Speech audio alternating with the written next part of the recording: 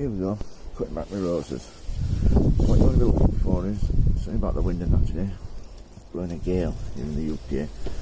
But when I check your leaves, you get any leaves that look like this. Close up, that's some called black spot. I try and remove as many of these as I can before I treat it for the winter, so here we go.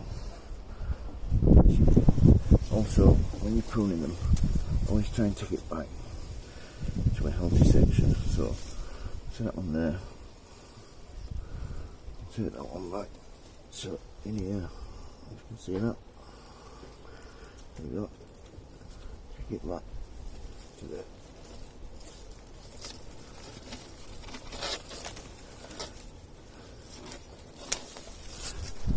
So, that should be a nice clean cut, and just a bud there for it to come to next year. So I'll keep going through these.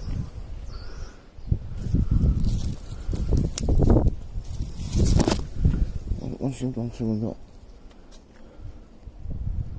the vast majority off, you can then really go inwards and really start taking that.